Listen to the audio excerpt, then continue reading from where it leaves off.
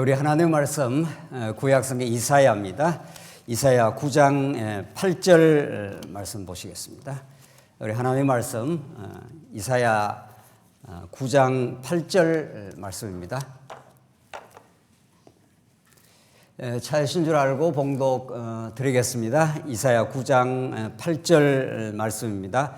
주께서 야곱에게 말씀을 보내시며 그것을 이스라엘에게 임하게 하셨은즉 모든 백성 곧 에브라임과 사마리아 주민이 알 것이언을 그들이 교만하고 완악한 마음으로 말하기를 벽돌이 무너졌으나 우리는 다듬은 돌로 쌓고 뽕나무들이 찍혔으나 우리는 백향목으로 그것을 대신하리라 하는도다. 그러므로 여호와께서 르신의 대적들을 일으켜 그를 치게 하시며 그의 원수들을 격동시키시리니 앞에는 아람 사람이요 뒤에는 블레셋 사람이라. 그들이 모두 입을 벌려 이스라엘을 삼키리라. 그럴지라도 여호와의 진노가 돌아서지 아니하며 그의 손이 여전히 펴져 있으리라. 12절까지 우선 봉독 드렸습니다.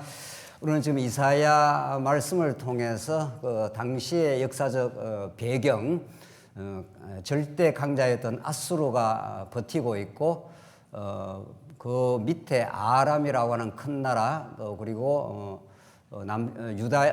이스라엘에서 갈라져 나간 열 지파가 되는 이스라엘이 연합 전선을 펴고 남쪽 유다를 위협하는 절대절명의 그런 위기의 시기입니다. 그때 하나님께서 이사야를 보내주시고 너희들 망하게 된다. 그리고 남쪽 유다도 조금 더 지속되지만 망하게 될 것이라 하는 이런 그 예언의 말씀을 주면서 하나님이 어떠신 분인가 하는 그 하나님의 자기 계시를 이사야 말씀에서 아주 놀라운 방식으로 우리에게 드러내고 있습니다. 이사야의 모든 그 예언의 말씀은 그냥 뜬금없이 나타난 말씀이 아니라 그 전에 하나님께서 아브라함과 맺은 하나님 나라에 관한 언약을 기초로 합니다. 하나님께서 아브라함과 언약을 맺을 때 아브라함의 어떤 조건, 어떤 행위, 어떤 공로의 근거가 없습니다. 하나님이 아브라함에게 찾아가셔서 절대적이고 무조건적인 은혜를 베풀어 주셔서 큰 민족, 큰 나라를 이루어 주시겠다 한 그 약속이 이스라엘 역사의 가장 그 출발점이 되고 또 언제나 그것이 기초가 되고 언제나 이스라엘 백성들의 혼란과 부패 속에서도 소망의 말씀이 되는 거죠. 하나님 그런 그 아브라함과 맺은 그 언약을 이루어 가시되 그 언약을 이루시는 하나님 얼마나 능력 많으시고 이스라엘 백성들을 무조건적으로 사랑하시는 분을 깨닫게 하기 위해서는 이제 모세 언약의 방식을 쓰시는 거죠. 그리고 모세 언약 이어서 다윗 언약도 그렇게 하나님께서 계속 당신이 신실하신 능력 많으신 사랑 많으신 여호와임을 알게 하시려고 이제 모세 언약도 주시고 다윗 언약도 주십니다. 우리 지난 시간에는 하나님께서 이제 이 아주 강력한 그 아수르의 남진 정책 밑으로 밀고 내려오면서 그 제국주의를 그 야심을 실현하는 그런 시대에 이제 아람과 북이스라엘이 연합을 해서 남진해 내려오는 아수르를 막으려고 시도했다는 거죠. 그런 연합전선을 피면서 남쪽 유다도 그 연합전선에 동참을 하라. 안 그러면 너희들 썰어버리겠다. 이렇게 이제 위협을 하는 상황입니다. 그때 아하스 왕이 굉장히 그 위협을 느꼈다고 되어 있지 않습니까? 바람이 삼림이 바람에 불어 떨듯이 그런 그 위기에 이제 하나님이 이제 아하스에게 나타나서 두려워하지 말라. 그들의 계획대로 그렇게 되지 않는다. 하나님이 이 언약한 다윗의 집 아니냐. 우리 지난 시간 기억나시죠? 너희는 다윗의 집이기 때문에 아무리 그 국제 정세가 위급하고 절대절명의 상황에 놓여지는 것 같지만 내가 언약으로 세운 다윗의 집, 이 다윗의 나라, 이 나라는 너희들이 범죄하면은 내가 한번 매를 들어서 사람의 매와 인생 채찍으로 때리긴 한다. 징계는 하겠다는 거죠. 그러나 너희들의 나라를 망하지 않는다. 그 언약이 있기 때문에 두려워할 거 없다. 그런데 아하스가 그걸 믿지를 못합니다. 하나님이 징조를 주시겠다 하는데도 징조 필요 없다. 이런 식으로 하나님이 징조를 주신다는데 그렇죠? 하나님이 징조를 주신다는 건 내가 다윗의 집으로 세운 너희 나라를 망하지 않게 하겠다는 건데 아하스가 완악합니다. 완악해서 그 하나님이 징조를 주시겠다는 걸 무시하고 거절을 합니다. 그 거절하는 그 이유가 있다고 그랬죠? 우리 지난 시간에.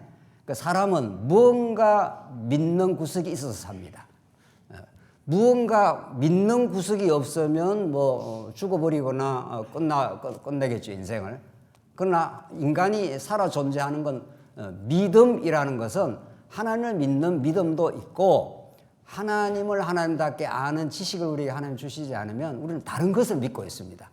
그 실체를 우리가 잘 깨닫는 게 중요하죠. 그러니까 아하스가 믿은 구석이 있는 거죠. 그건 앗수르입니다. 앗수르한테 내가 구원을 요청을 하면은 그가 이 위기의 순간에 도와줄 거라. 이걸 믿고 있습니다.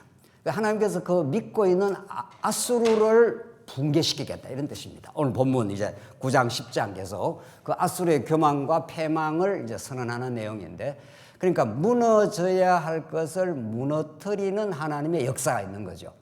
그것이 그 과정이 굉장히 아프고 힘든 과정이지만은 그것이 결과적으로 합력하여 선을 이루어내십니다. 예, 우린 지금 그런 그 말씀 속에서 아하스의 그 불신앙, 하나님보다 앗수르를 더 의지하는 우리 자신의 모습 이런 거죠. 이런 것을 하나님 그 죄악을 뚫고 하나님은 징조를 주시고 마침내 처녀의 몸에서 아이가 출생한다. 이게 이제 소망의 메시지입니다. 그 캄캄하고 어려운 절대절명의 시기에 한 줄기 빛처럼 등장한 징조가 나타난 거죠. 그게 처녀가 잉태하여 아들을 낳으리니, 우리 지난 시간 그게 7장 8장 내용이었고, 지난 그 마지막에 한 아기가 우리에게 나고 했지 않습니까? 그러니까 캄캄한 살 길이 없어 보이는데 전후 좌우를 돌아봐도 살 길이 없어 보이는 그런 정황 속에 한 줄기 빛이 나타나는 거죠. 그 징조를 보내주겠다. 그 처녀가 잉태하는 것은 이거는 우리의 상식을 넘어서는 거죠. 이것은 우리의 계산 안에 들어와 있지 않는 겁니다. 아하스의 계산 안에는 북이스라엘과 아람이 두려운 존재로 지금 위협을 하고 있고, 아하스의 계산 속에는 앗수르가 구원의 반석이 된 거죠. 그러나 그런 그 아하스의 그 허탄한 그 믿음을 뚫고 하나님이 징조를 주시겠다.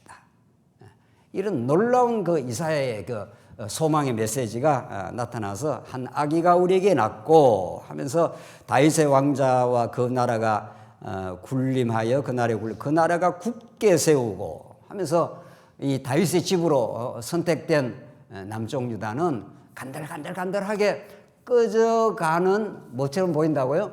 등불처럼 보이지만 하나님이 꺼지지 않는다. 꺼져가는 작은 너희 나라처럼 내가 진짜 강한 손이 너를 붙들고 있다. 그래서 만군의 여호와의 열심히 이를 이루겠다. 이게 우리 지난 시간 마지막 결론이죠.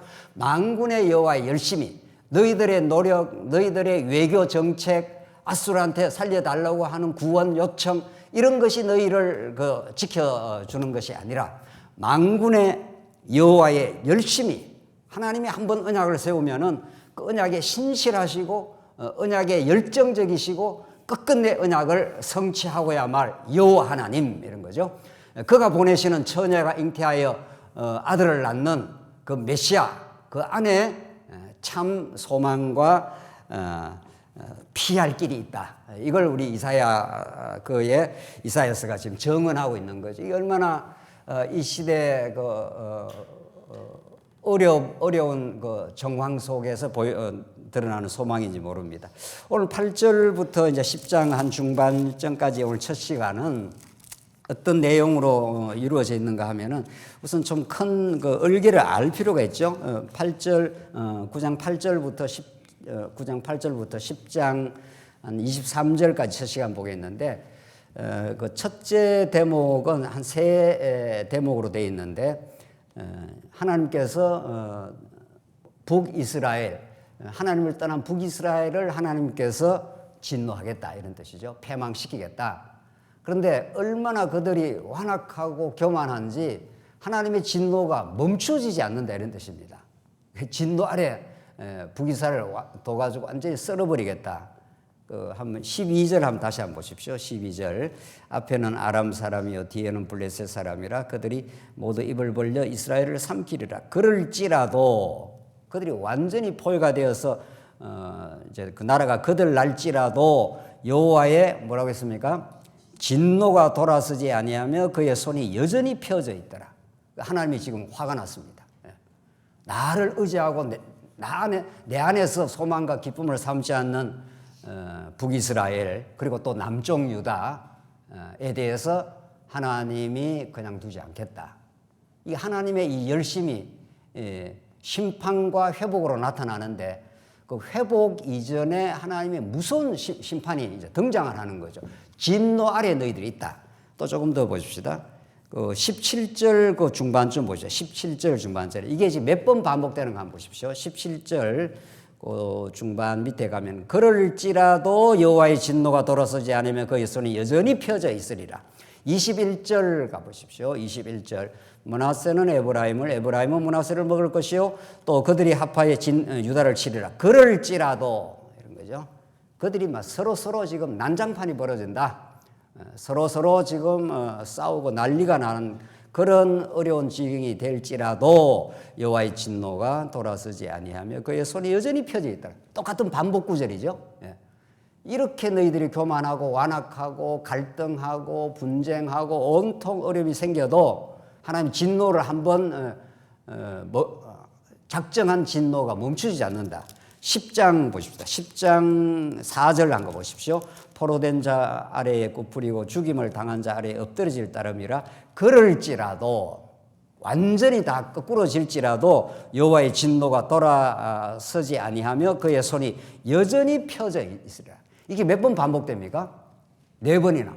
하나님이 한번 때리기로 작정하고 진노 가운데 두면은 그냥 적당하게 때리고 놔두지 않는다 이런 뜻입니다. 하나님이 선지자 이사야를 6장 불렀습니다. 하나님이 왕이신 그분이 보좌에서 이사야를 불렀을 때 이사야가 화로다 주여 나는 망하게 되었다. 하나님 앞에서 완전히 거꾸러졌죠. 그래서 하나님이 이제 이사야를 부릅니다. 그러니까 이사야가 나를 보내소서 했습니다. 그러니까 하나님께서 뭘 그 정언해야 됩니까 하니까 눈 멀게 하고 어떻게 해요? 귀 멀게 해라. 이게 하나님이 이사야에게 주신 사명입니다. 이건 우리의 상식과 너무 다른 거죠. 하나님 부르시면 뭐 좀 좋은 일을 좀 이야기해야 되는데 눈 멀게 해라. 귀 멀게 해서 돌아와 고침을 받을까 내가 염려한다. 그러니까 언제까지 그 내가 눈 멀게 하는 사역, 귀 막게 하는 사역, 그걸 다른 말로 말하면 망하게 하는 사역 이런 뜻입니다. 이걸 언제까지 내가 전해야 됩니까? 엄청 이사야가 마음이 힘든 거죠. 이거 전하면 내가 이 백성들한테 고난을 겪게 될 건데 뭐 이런 거죠. 언제까지? 완전히 황폐할 때까지. 그러니까 돌아올 수 있는 가능성, 스스로 돌아올 수 있는 가능성이 끝날 때까지 전개해라. 이게 이제 하나님 하시는 일입니다. 그러니까 우리가 조금이라도 여지를 남겨두면 여전히 그걸 의지하니까, 여전히 의지하기 때문에 우리가 더 이상 의지할 수 없는 탈탈 털어버리는 거기까지 하나님께서 이끌어 가시고 그 거류터기에서 거룩한 씨를 남겨두신다. 안 된다고 생각하면 그때 하나님이 하신다는 거죠. 이게 하나님이 이사야에게 주신 소명이었고 오늘 본문의 말씀이 그렇습니다. 본문의 말씀이 한번 보십시오. 8절 주께서 야곱에게 말씀을 보내시며 그것을 이스라엘에게 임하게 하셨은즉 모든 백성 곧 에브라임과 사마리아 주민이 알 것이오늘 그들이 뭐라고 했습니까? 교만하고. 얼마나 교만하다는 것은 사람 앞에서의 일이 아니라 하나님 앞에서 내가 꼿꼿이 내 능력으로 살겠다. 내가 판단하겠다 이런 거죠. 내가 주체가 되겠다 이런 뜻입니다. 그들이 교만하고 완악한 마음, 완악한 굉장히 단단하고 악해서 이게 무너지지 않습니다. 10절 벽돌이 무너졌으나 우리는 다듬은 돌로 쌓고. 자, 이거 보십시오. 자, 어떤 그 집이 이제 무너질 때 벽돌이 무너졌습니다. 무너지면 하나님이 이걸 무너뜨렸습니다. 이렇게 인정을 하는 게 아니라 벽돌이 무너졌으나 뭐라고 했습니까? 우리는 다듬은 돌로 쌓고 벽돌보다 더 다듬은 돌이 있습니다. 이런 거죠. 벽돌은 조그만 돌인데 내가 다듬은 돌이 내가 준비해 놓은 게 있습니다. 이런 거죠. 북이스라엘과 아수르 쳐들어와도 북이스라엘과 그 뭡니까? 아람이 쳐들어와도 내가 지금 숨겨놓은 뒷배가 있습니다. 뭐 이런 식이죠. 쉽게 말하면. 뽕나무들이 찍혔으나 우리는 백향목으로 그것을 대신하리라 하는도다. 뽕나무들이 다 찍혔는데 그러면 하나님 앞에 항복하고 포기하고 하나님 뜻에 순종하는 게 아니라 더욱 완악하게 섭니다. 인간은 스스로 개선되지 않습니다. 우리는 백향목으로 그것을 대신하리라 하는도다. 백향목, 더 큰 백향목이 있습니다. 내가 그걸로 내가 또 내 집을 세우겠다 이런 거죠. 11절 그러므로 여호와께서 러신의 대적들을 일으켜 그를 치게 하시며 하나님께서 이제는 본격적으로 이제 진노를 하겠다는 거죠. 러신의 대적들 이게 아수르입니다. 이렇게 그를 치게 하시면 그의 원수들을 격동시키리니 앞에는 아람 사람이요 뒤에는 블레셋 사람이라. 앞에는 아람 뒤에는 블레셋 전후 좌우로 스스로 이제 피해 나갈 수 없는 그런 지경에 두시겠다는 거죠. 그들이 모두 입을 벌려 이스라엘을 삼키리라. 스스로의 발버둥으로 피해 나갈 길이 없도록 스스로의 가능성을 하나님 완전히 차단시켜 버리겠다. 너희가 의지하는 모든 것들을 내가 제거를 해버리겠다. 그리고 내게 돌아오도록 하나님께서 만드시겠다 이런 뜻이죠. 그래서 그럴지라도 여호와의 진노가 돌아서지 않으면 그의 손이 여전히 펴져 있으리라. 이게 이스라엘 역사를 관통하는 인류 역사 전체를 관통하는 우리 아담 타락의 모든 인생들의 완악하고 교만한 모습입니다. 벽돌을 무너졌으면 내가 다듬은 돌로 내가 세우겠다. 뽕나무들이 찍혔으면 내가 백향목 가져가고 또 세우겠다 이런 거죠. 하나님이 노아 시대의 모든 존재가 타락했습니다. 그래서 하나님께서 노아 8가족만 하나님의 은혜로 언약대로 살리시고 모두 물심판으로 썰어버렸습니다. 그러나 세월이 또 지나가서 인간들은 스스로들이 모여서 또 뭐를 세웁니다. 뭐를 세우죠? 바벨탑을 세웁니다. 바벨탑을 세워서 다시 홍수가 와도 우리 망하지 않아 이런 거죠. 우리 힘으로 우리는 우리의 운명을, 우리의 인생을, 우리의 행복의 나라를 우리 스스로 건설할 수 있어 이런 거죠. 그걸 하나님께서 그냥 두지 않는 거죠. 그래서 물심판으로 한번 물심판 이후에 언약에 근거해서 다시 8가족 살리고 다시 바벨탑을 세우면 하나님께서 언어를 혼잡하게 해서 그 땅에 전부 어떻게 해요? 전부 흩어버렸습니다. 이게 하나님의 축복입니다. 그러니까 사람들이 그리스도 중심으로 모이지 않고 사람들이 단합하고 결속하고 힘을 모으면 하나님 그걸 흩어져 버리는 거죠.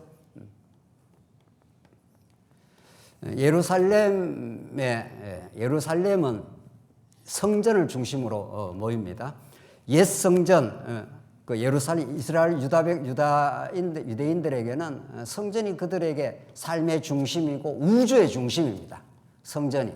그들은 성전 중심적 세계관을 갖고 있는 거죠. 그래서 온 땅에서 오순절이 되면 다 모여가지고 흩어졌던 디아스포라, 흩어졌던 유대인들이 모여서 성전으로 모이는 거죠. 그 성전에서 한 일이 도적의 굴혈이 된 거죠. 성전에서 자기들이 율법을 지켜고 종교 기득권이 생기고 그것으로 사람들을 지배하고 그렇게 된 거죠. 그래서 하나님께서 예루살렘에서 복음을 이제 예수님이 거기에서 죽습니다. 그래서 죽고 이제 부활하셔서 이제 성령을 보내셔서 그들이 3,000명, 5,000명 막 모이죠. 그럼 그게 얼마나 좋습니까? 3,000명, 5,000명이 모여서 거기서 하나님을 잘 경배하게 하지 않습니다. 그렇게 또 모이게 되면은 하나님께서 스데반의 순교를 통해서 그들을 흩어버리는 거죠. 그래서 사람의 그 결집, 사람의 그 모임의 그 힘, 이걸 하나님이 가장 싫어하시는 거죠. 그래서 흩어서 쫓겨나가는 그 역사, 그것이 예루살렘에서 온 유대로, 유대에서 어디로요?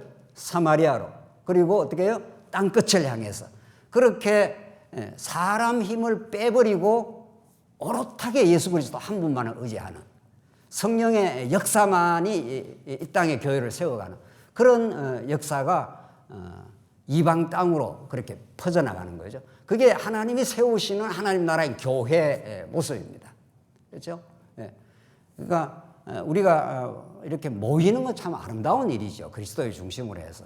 그리스도를 중심으로 해서 모이는 것은 아름다운 일이지만 여기가 좋사오니 여기에 하나님의 진리가 여기에만 있다는 그 무서운 착각 말이죠. 그럼 하나님께서 인간의 힘이 결집이 되고 무엇이 이루어졌다고 생각하는 그걸 하나님께서 그냥 두고 있지 않는 거죠. 벽돌이 무너졌으나 우리는 다듬은 돌로 쌓고 뽕나무들이 찢겼으나 우리는 백항목으로 대신하리라. 우리가 그걸 해내겠다. 그걸 하나님께서 깡그리 무너뜨려 버리는 거죠.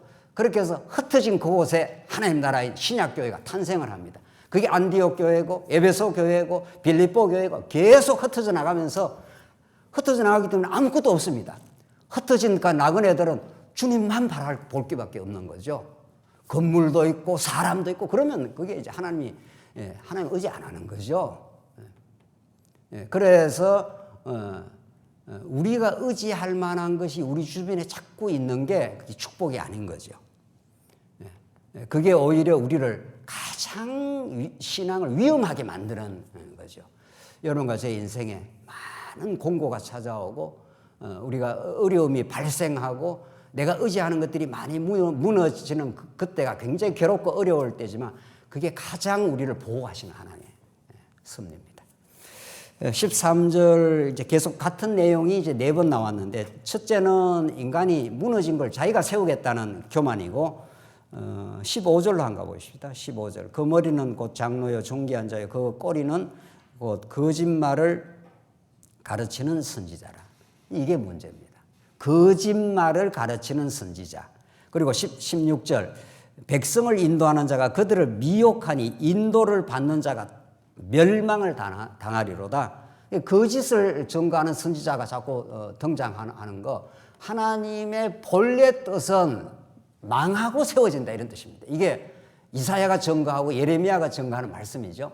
한번 망한다는 게 왜 복이 되냐고요. 왜 복이. 우리 앞에서 설명했죠. 이제 결론 가서 더 설명하겠습니다. 그런데 거짓 선지자는 안 망한다는 거예요.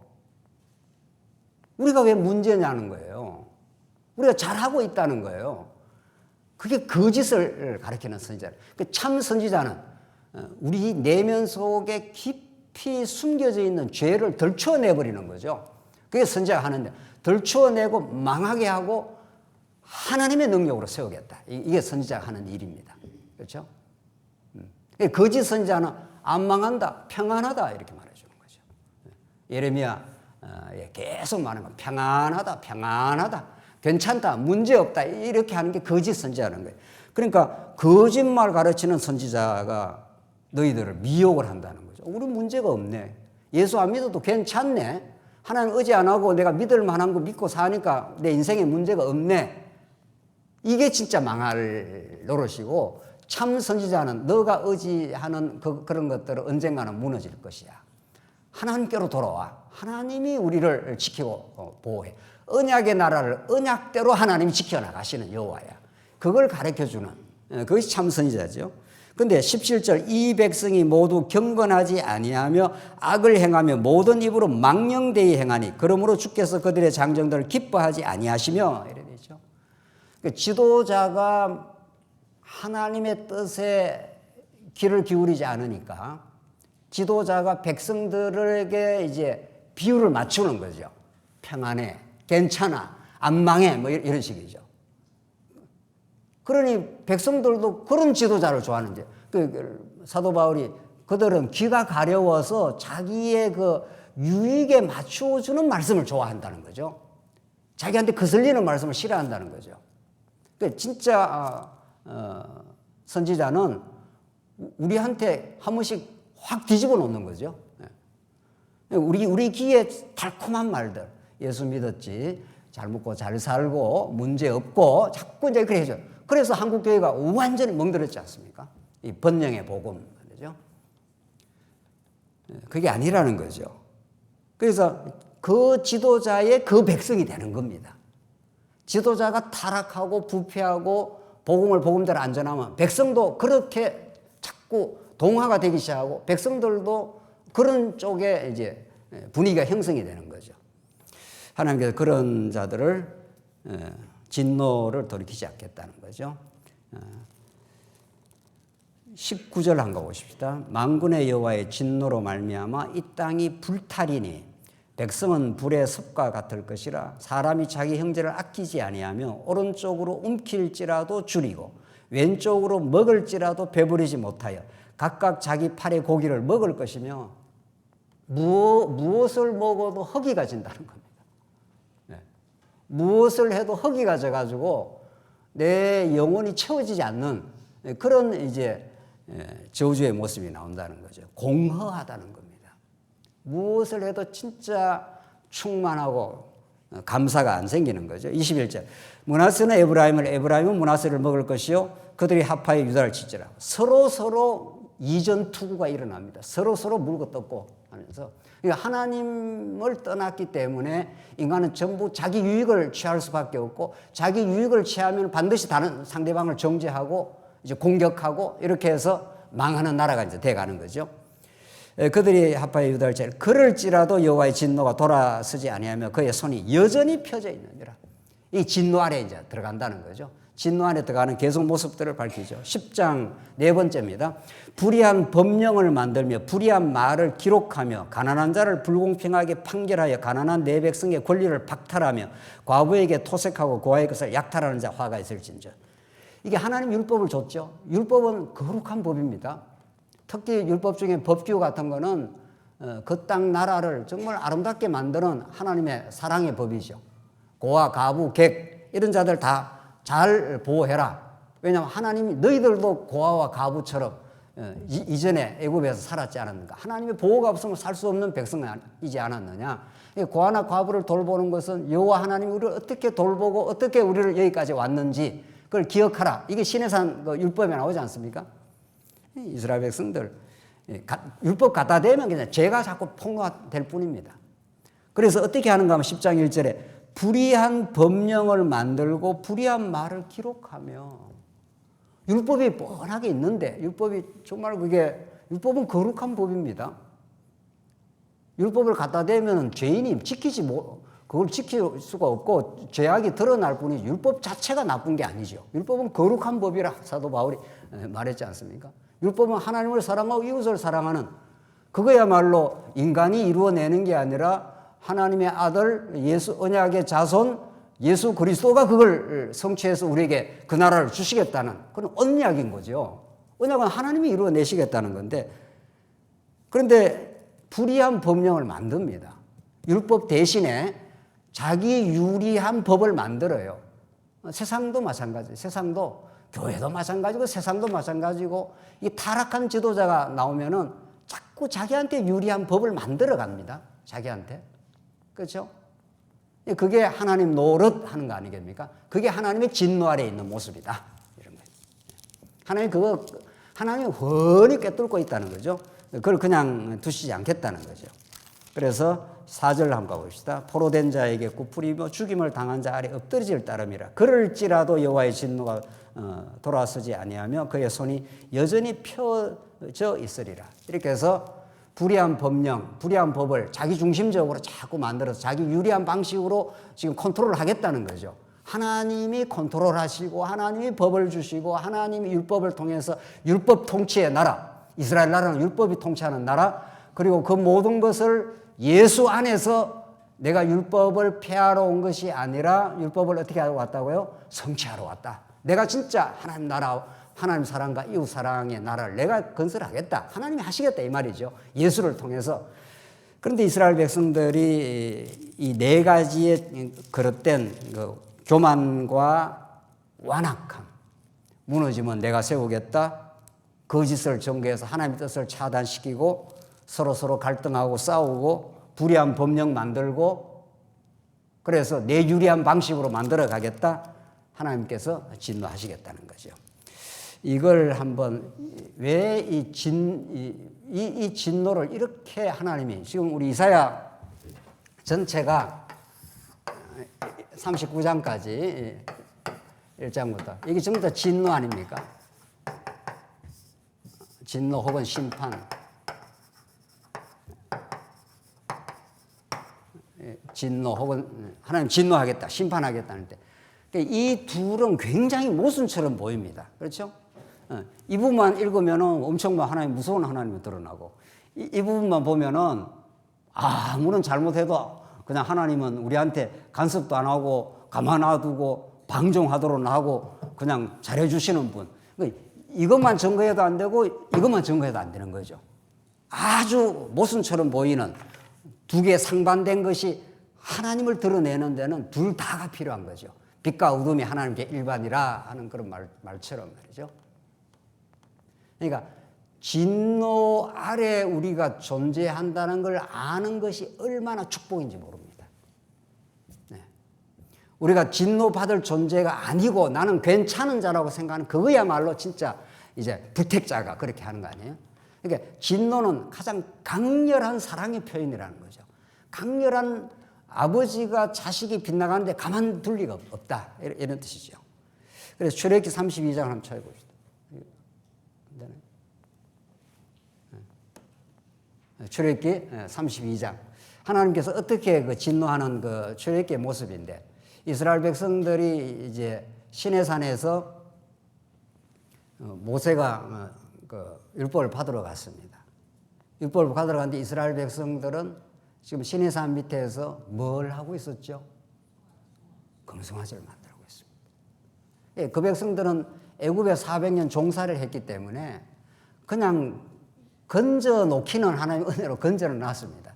예, 그들은 불가피하게 그냥 율법이 등장했다 하면은 그냥 그들의 죄가 그냥 더 숨겨져 있는 죄가 그냥 폭로가 될 뿐입니다. 율법을 지킨다는 건 언감생심입니다. 이스라엘 백성들이. 지금 모세가 하나님 뜻을 받으러 갔다가 율법을 받아 내려오는데 백성들은 하나님 여호와는 온데간데 없습니다. 금송아지가 우리를 인도한 신이라 이렇게 하는 거죠. 모세가 본저 백성이 방자하니 이는 아론이 그들을 방자하게 하여 원수에게 조롱이 되게 하였습니다. 26절. 이에 모세가 진문에 서서 이르되 누구든지 여호와의 편에 있는 자는 다 내게로 오라 하며 레위 자손이 다 모여 그에게로 가는지라. 레위 자손들이 이들을 심판하는 모습입니다. 27절. 모세가 그들에게 이르되 이스라엘의 하나님 여호와께서 이렇게 말씀하시기를 너희는 각각 허리에 칼을 차고 진 이 문에서 저 문까지 왕래하며 각 사람이 그 형제를 각 사람이 자기의 친구를 각 사람이 자기 이웃을 뭐라고요? 죽이라. 쓸어버리라. 죽이라. 레위를 등장시켜서 그 방자하게 금송아지 만들어 놓고 이것이 우리를 애굽에서 인도하는 신이라 여호와라 이렇게 하는 그들을 죽이라 합니다. 28절. 레위 사람이 모세의 말대로 행하며 그날의 백성 중에 3,000명 가량이 죽임을 당하니라. 하나님께서 이 옛사람 애굽에서 난 자 스스로 결코 스스로의 힘으로 하나님 나라를 만들 수 없는 이 애굽에서 난 광야에서 죽어 나가야 될 자 이런 뜻입니다. 그리고 광야에서 새로 난 자가 나오지 않습니까? 그래서 레위인을 통해서 3,000명을 대학살이 일어났습니다. 그 다음 29절. 모세가 이르되 각 사람이 자기의 아들들과 자기의 형제를 쳤으니 오늘 여호와께 헌신하게 되었느니라. 그가 오늘 너희에게 뭐를 내린다고요? 복을 내린다는 거예요. 진노가 복입니다.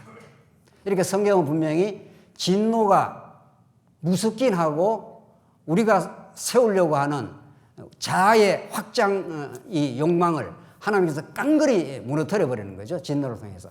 그것이 무너지는 것을 뭐라고 그랬습니까? 너희에게 어떻게 한다고요? 복이 된다는 겁니다.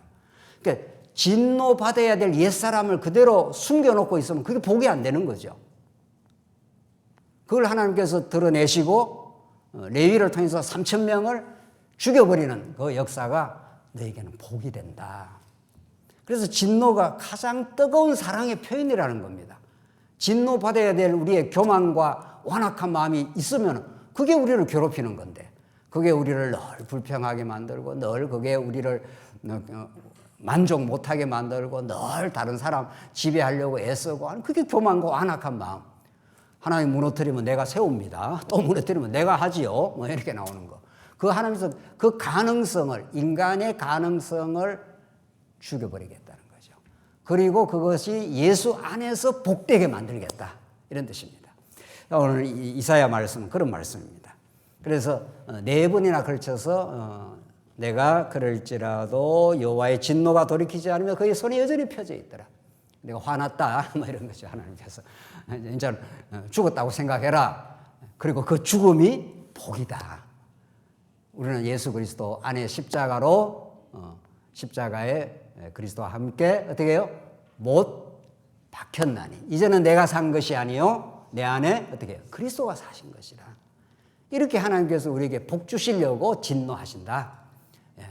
우리를 뭐 괴롭히려고 우리 이 땅에 뭐 시련 줘가지고 뭐 힘들게 사는 걸 보려고 하는 게 아니라 그 시련이 와야 그 진노가 와야 우리가 무너질 것이 무너진다는 거죠. 교만과 완악을 하나님께 무너뜨린다. 그렇게 하기 위해서 5절부터는 아수르의 교만을 설명을 합니다. 너희도 교만할 뿐만 아니라 아수르도 얼마나 교만한 줄 알아. 아수르의 교만을 보고 너희의 교만을 비추어 봐라. 이런 뜻이. 5절 아수르 사람은 화 있을진저 그는 진노의 막대기요 그 손의 몽둥이는 내 분노라. 그러니까 하나님께서 아수르를 등장시키는데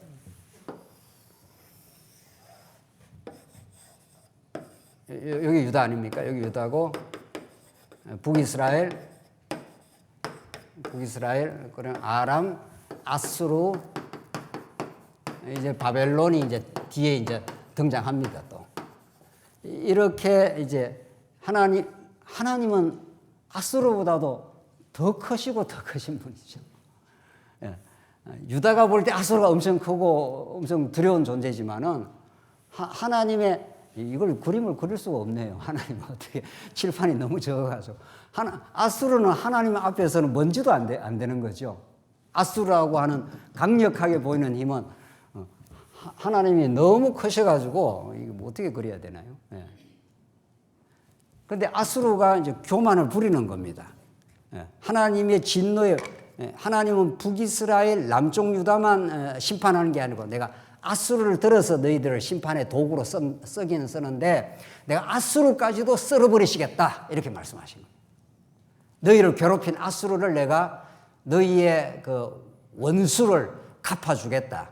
그래서 너희가 두려워하고 힘들어했던 그 아수르가 내가 등장하면은 어떤 존재가 될 뿐인가를 가르쳐 주는 거죠. 6절 내가 그랬지 않습니까? 그를 보내요. 아수르는 그냥 등장한 존재가 아니라는 거죠. 하나님이 그를 보내요. 경건하지 아니한 나라, 이 남북 왕조 이게 전부 다 특히 이제 북이스라엘을 치게 하면 내가 그에게 명령하여 나를 노하게 한 백성을 쳐서 탈취하며 노락하게 하며 또 그들을 길거리에 진흙같이 질밟게 하거니와 하나님께서 아수르를 들어가서 교만하고 완악한 너희를 하나님께서 한번 짓밟아 버리겠다. 그래서 그 옛자를 죽여버리겠다는 거죠. 7절 그의 뜻은 이같이 아니하며 그의 마음의 생각도 이같이 아니하고 다만 그의 마음은 허다한 나라를 파괴하며 멸절하라는. 이 아수르는 자기가 착각을 해가고 자기가 힘이 센 줄 아는 거죠. 하나님이 도구로 써서 지금 아수르를 심판의 도구로 지금 사용했을 뿐인데 그의 뜻은 이같이 아니하며 그렇죠. 아수르는 하나님 모르니까. 그렇죠? 세상에 군웅들 말이죠. 영웅 호걸들이 자기들이 굉장한 그 힘을 가지고 있다. 이렇게 착각을 하는 거죠. 하나님은 그들을 사용해서 자기 교회 백성들을 하나님만 바라보는 인생 만들려고 하나님 그 세력을 키운 것뿐이란 그렇죠. 그의 마음의 생각도 같지 않아요. 다만 그의 마음은 허다한 나라를 파괴하며 멸절하는. 그러니까 아수르는 여기 남쪽 유다의 도구로 썼는데 자기가 대단한 힘을 가지고 있는 줄 알고 아람, 북이스라엘 그리고 애굽까지 막 밀고 내려가면서 자기 힘을 과시를 지금 하고 있다. 그걸 보고 너희들 깨달으라 이런 뜻입니다. 이스라엘 백성들에게 너희도 조그만 여지가 있으면 힘을 키우려고 한다는 거죠. 그래서 그 힘을 발휘하려고 한다는 거죠.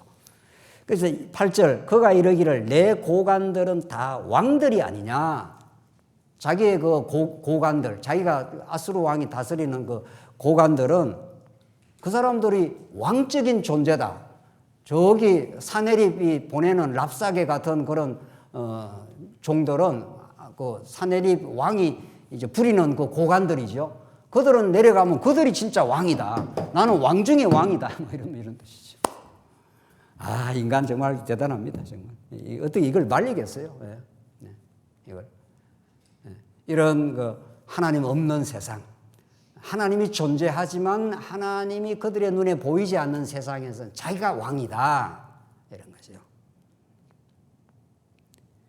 그래서 조금 한번 지나가 봅시다. 12절 그 내용을 좀 말하면서 그러므로 주께서 주의 일을 시온산과 예루살렘에 다 행하신 후에 이런 거죠. 주의 일을 이 심판하는 일을 시온산과 예루살렘에 이거는 하나님께서 아수를 들어서 때리는 건데 이거는 사랑의 채찍이 되는 거죠.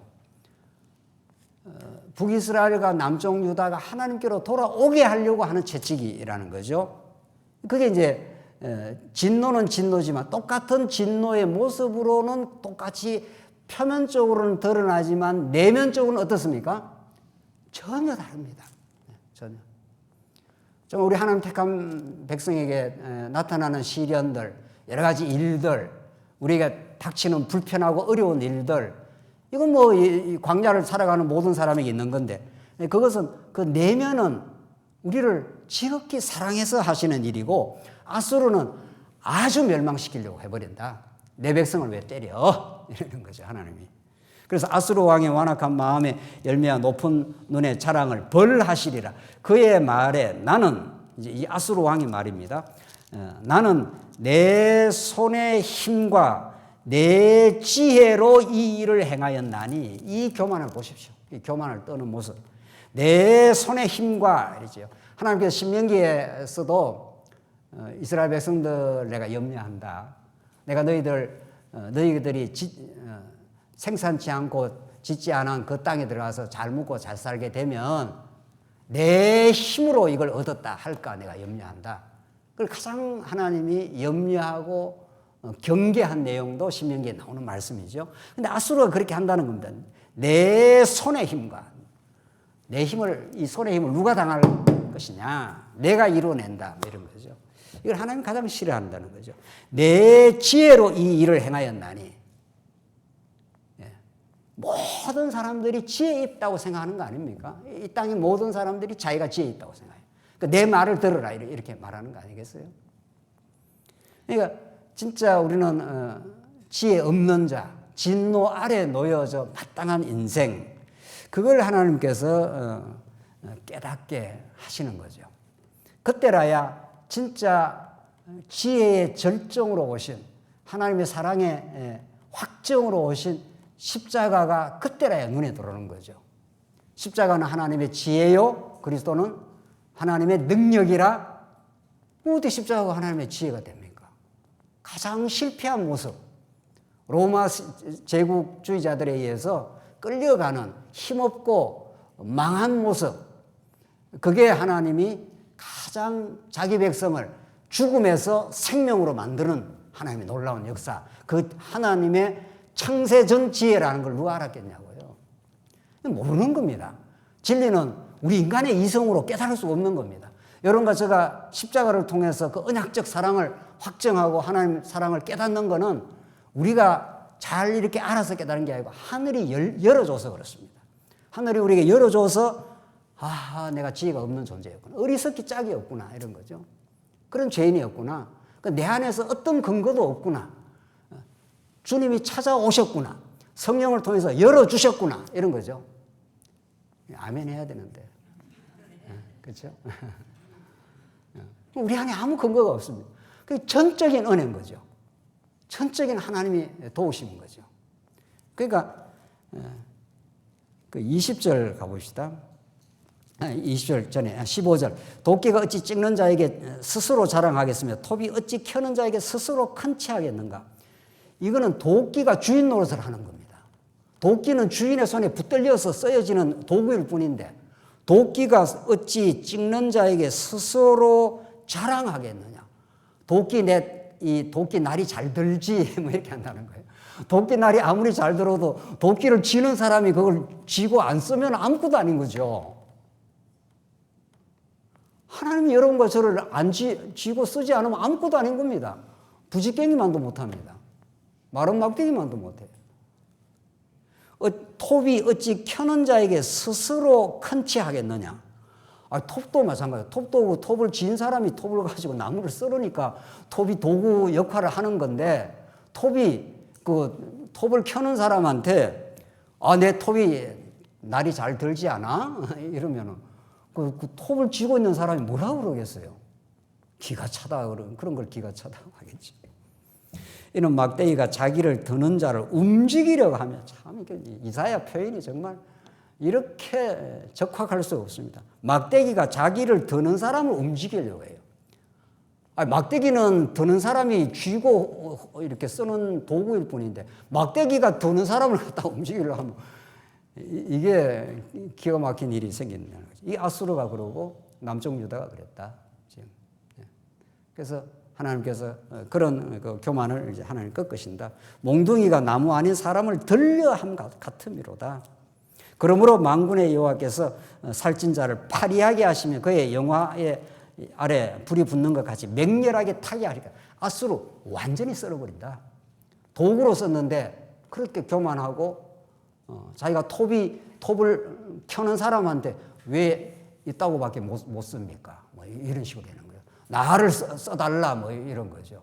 지금 다 적재적소에 하고 있는 중인데 말이죠. 하나님께서는 20절 오늘 첫 시간 결론인데, 그날에 이스라엘의 남은 자와 야곱 족속에 피난한 자들이 다시는, 이게 중요합니다. 다시는 자기를 친 자를 의지하지 아니하고, 요거 하나를 깨닫게 하기 위해서 하나님은 언약대로 한번 심판 가운데 두시고 회복도 시키는 겁니다. 탕자가 아버지 없이 내 독립선언을 했지 않습니까? 아버지 없이 내가 살 수 있어. 내 돈 내놓으시오. 이런 얘기하는 거죠. 이게 맞아 죽을 일인 거죠. 탕자는. 정말. 그래서 탕자가 나갔습니다. 자기가 스스로 행복을 누릴 수 있다고 생각을 했습니다. 나가는 순간부터 점점 털리기 시작하는 거죠. 점점 가져간 재산이 다 털리고 바닥을 치고 그 땅에 기근이 찾아오고 짐승도 못 먹는, 돼지도 못 먹는 이제 쥐염 열매도 먹지 못하게 됐습니다. 죽음을 경험하는 거죠. 하하, 이거 아니구나 이런 거죠. 그때라야, 다 틀리고 나서라야 내가 아버지께로 돌아올 수밖에 없습니다. 아버지 앞에 내가 하늘과 아버지 앞에 죄를 지었사오니 다시는 나가지 않습니다. 이런 거죠. 하나님께서 여러분과 저를 이 땅에 두시고 뭔가 할 수 있다고 생각할 때 그걸 탈탈 털어버리고 하나님, 다시는 내가 주님만 의지하고 삽니다. 오늘 본문이 그렇습니다. 다시는 자기를 친 자를 의지하지 아니하고 이스라엘의 거룩한 이 여호와를 진실하게 의지하리니, 이 거룩한 여호와, 거룩한 백성을 하나님의 은혜로 만들어주시는, 제사장 나라를 하나님의 능력과 은혜로 만들어주시는 여호와만을 의지하고 살겠습니다. 이게 남은 자 사상입니다. 하나님께서 이 땅에 많은 고난도 주시고 하는 그 이유가 있다는 거죠. 다시는 세상을 의지하지 아니하고 언약하신 여호와 하나님만, 언약대로 오신 하늘의 지혜로 오신 십자가만이 우리의 유일한 구원이요, 유일한 하나님 나라의 기초요, 그분만이 우리의 삶의 행복입니다 라고 깨닫게 하기 위해서 여러분과 저의 이 7, 80년의 인생사가 필요한 거죠. 그렇죠? 그래서 그 모든 심판과 진노 아래 우리를 두셨지만 마땅히 멸망받아야 마땅하지만 우리를 거룩한 씨에 붙여서 새 생명으로 살게 하시는 하나님의 놀라운 사랑이 있는 거죠. 조금 쉬었다 하시죠.